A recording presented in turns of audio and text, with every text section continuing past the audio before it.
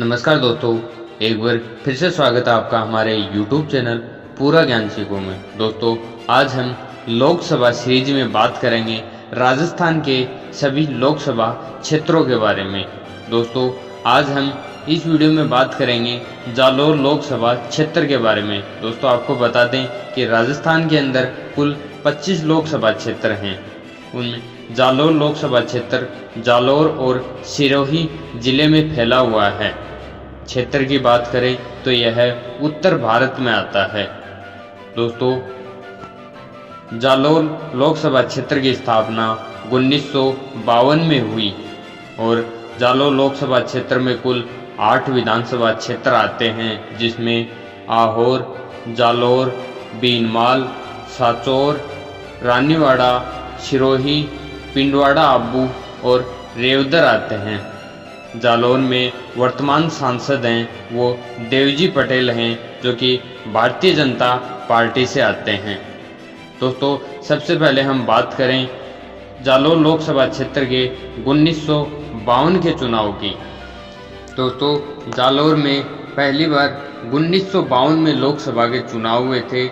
यहाँ से भवानी सिंह ने चुनाव जीता था, जो कि निर्दलीय उम्मीदवार थे। उसके बाद में 1957 में चुनाव हुआ, जो कि सूरज रतन दमानी ने चुनाव जीता। वो कांग्रेस पार्टी से आते थे। उसके बाद में 1962 में चुनाव हुआ, वो हरीश चंद्र माथुर ने जीता। वो भी कांग्रेस पार्टी से आते थे। उसके बाद में दोस्तों, जालौर में जो चुनाव हुआ वो 1967 में हुआ, जो कि देवकी नंदन पाटोदिया ने जीता, जो निर्दलीय उम्मीदवार थे। उसके बाद में 1971 में चुनाव हुआ, जो नरेंद्र कुमार सांगी ने जीता। वो कांग्रेस पार्टी से आते थे। उसके बाद में दोस्तों, जालौर लोकसभा क्षेत्र में 1977 में जो चुनाव हुए, उसमें हुकम राम ने चुनाव जीता, जो जनता पार्टी से आते थे। उसके बाद में 1980 के चुनाव में विरदाराम फुलवरिया ने चुनाव जीता, जो भारतीय राष्ट्रीय कांग्रेस पार्टी से आते थे। उसके बाद में दोस्तों, 1984 में जो चुनाव हुआ, उसमें बूटा सिंह ने चुनाव जीता और वो भारतीय कांग्रेस पार्टी से आते थे। उसके बाद में दोस्तों, 1989 में जो चुनाव हुआ, उसमें कैलाश मेघवाल ने चुनाव जीता, जो भारतीय जनता पार्टी से आते थे। उसके बाद में 1991 में जो चुनाव हुआ दोस्तों, उसमें फिर एक बार बूटा सिंह ने यहाँ से जीत हासिल की, जो कि कांग्रेस पार्टी से आते थे।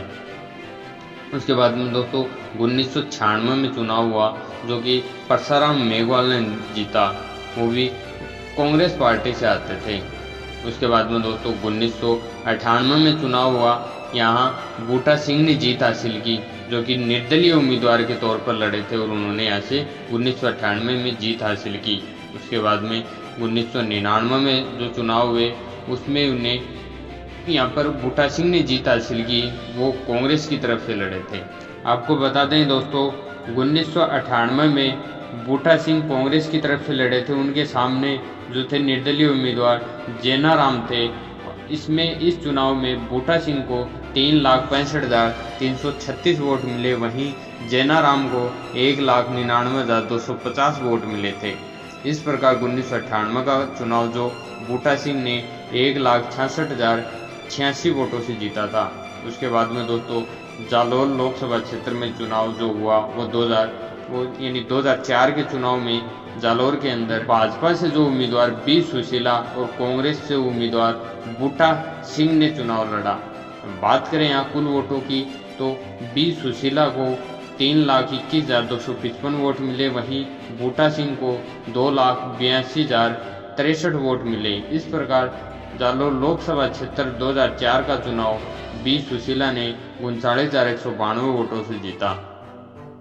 उसके बाद में दोस्तों, लोकसभा चुनाव 2009 में जालौर से भाजपा के देवजी पटेल और निर्दलीय उम्मीदवार बूटा सिंह और कांग्रेस की उम्मीदवार संध्या चौधरी के बीच लड़ा गया। इन्हें जो वोट मिले वो देवजी पटेल को 1,94,503 मिले। निर्दलीय उम्मीदवार बूटा सिंह को 1,44,698 वोट मिले और वहीं कांग्रेस की उम्मीदवार संध्या चौधरी को 1,13,332 वोट मिले। इस प्रकार जालौर लोकसभा क्षेत्र में 2009 का चुनाव देवजी पटेल ने 49,805 वोटों से जीता। अब बात करें दोस्तों 2014 के चुनाव की, तो यहाँ से देवजी पटेल भाजपा की तरफ से और कांग्रेस की तरफ से उदयलाल आंजना और निर्दलीय उम्मीदवार बूटा सिंह के बीच में हुआ। भाजपा के उम्मीदवार देवजी पटेल को यहाँ 5,80,508 वोट मिले। वहीं कांग्रेस के उम्मीदवार उदयलाल आंजना को 1,99,363 वोट मिले और निर्दलीय उम्मीदवार बूटा सिंह को 1,75,344 वोट मिले। इस प्रकार 2014 का चुनाव देवजी पटेल ने 3,81,145 वोटों से जीता। उसके बाद में दोस्तों 2019 के चुनाव में यहाँ भाजपा की तरफ से देवजी पटेल और कांग्रेस के उम्मीदवार रतन देवासी के बीच में हुआ। अब बात करें आप कुल वोटों की, तो देवजी पटेल को 7,72,833 वोट मिले। वहीं कांग्रेस के रतन देवासी को 5,11,723 वोट मिले। इस प्रकार 2019 का चुनाव देवजी पटेल ने 2,61,110 वोटों से जीता। यह थी दोस्तों जालौर लोकसभा क्षेत्र चुनाव 2019 तक की डिटेल आपके सामने। अगर आपको जानकारी अच्छी लगी हो तो कमेंट करके ज़रूर बताएं। और दोस्तों अभी आने वाले लोकसभा चुनाव 2024 में देखना यह है कि भाजपा यहाँ से देवजी पटेल को ही अपना उम्मीदवार उतारती है या किसी और को। और कांग्रेस की तरफ से अभी कुछ भी कंफर्मेशन नहीं है कि वो किस उम्मीदवार को उतारेंगी, क्योंकि जो पिछला चुनाव रतन देवासी हार गए थे तो उनको टिकट मिलना मुश्किल है। आगे जो भी हमें अपडेट मिलती है हम आप तक ज़रूर पहुंचाएंगे। और ऐसे ही और आगे जानकारी पाने के लिए हमारे चैनल को सब्सक्राइब जरूर कर लें।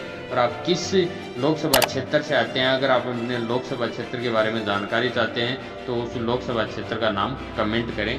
धन्यवाद।